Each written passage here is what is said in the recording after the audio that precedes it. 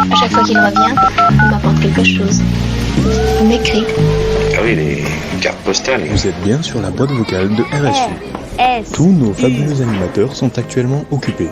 Après le bip, l'appel vous sera facturé un sourire par minute. Fond de votre message, si vous souhaitez le modifier, faites-le tirer.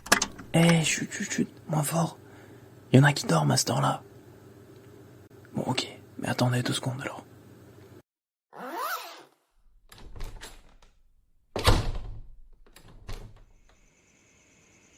Là, voilà, on sera un peu plus au calme. Et oui, déjà 22h30.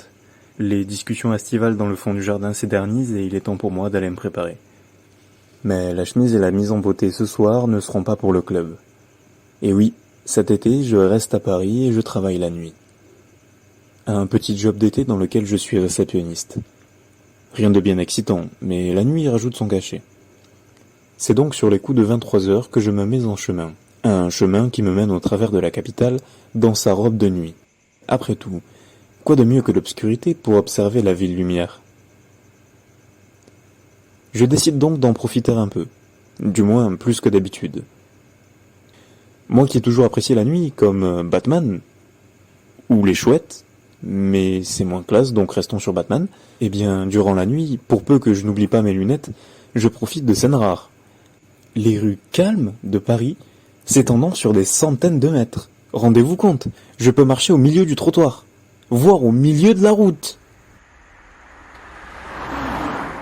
Traversée toute la journée par les hommes d'affaires pressés, les familles faisant leurs courses ou encore les quelques touristes de cette année, la rue semble épuisée.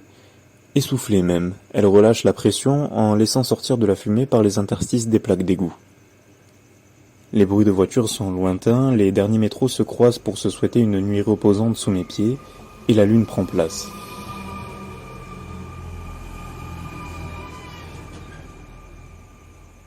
Au détour de ma traversée, je passe sous les fenêtres de plusieurs soirées mondaines. Les registres varient pas mal, sûrement en fonction des âges. Ce qui est sûr, en tout cas, c'est que l'amusement n'y manque pas.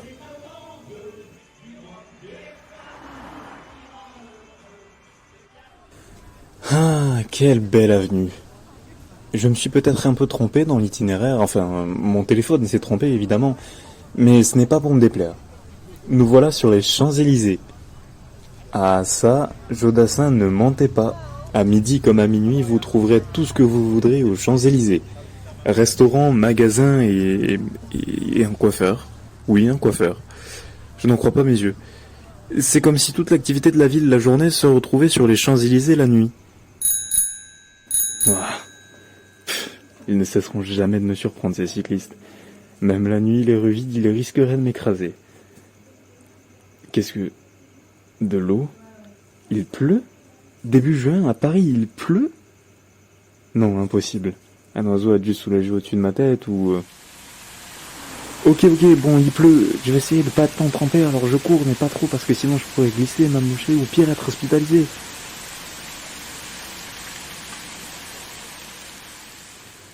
Enfin, après toutes ces péripéties, je suis arrivé au travail. J'enfile mon polo imprimé d'une couleur atroce, et le temps d'allumer le poste du bureau, il est déjà 1h du matin. En réalité, je n'ai pas grand-chose à faire non plus, alors je continue à apprécier le calme de la ville par la fenêtre qui m'est octroyée. 2h du matin. Un chat erre devant le bâtiment, mais ne semble pas très commode. 2h43. Oh, un appel! De courte durée, puisque l'appelant s'est trompé de numéro. 4h moins 10. Est-ce que les animaux sauvages, ils considèrent les gens qui installent des bungalows dans la jungle au même titre que nous, on considère les chats?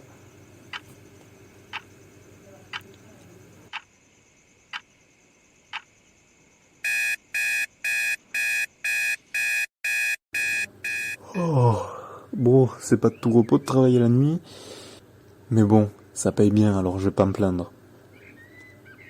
Et puis, à mon retour, j'ai encore le droit à un pari en plein éveil. Cette fois, l'aube pointe le bout de son nez, on entend les oiseaux de cette saison de l'année, et je rentre chez moi me reposer.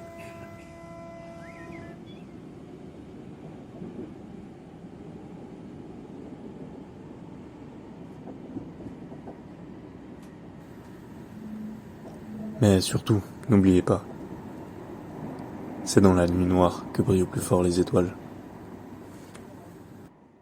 Vous venez d'écouter un nouvel épisode des cartes postales sonores de Radio Sorbonne Université. Aujourd'hui, Nathan nous racontait ses vacances à lui. Et vous aussi, n'hésitez pas à nous envoyer un petit vocal pour nous raconter ce que vous faites à rsu.diffusion@gmail.com. Bon été à tous.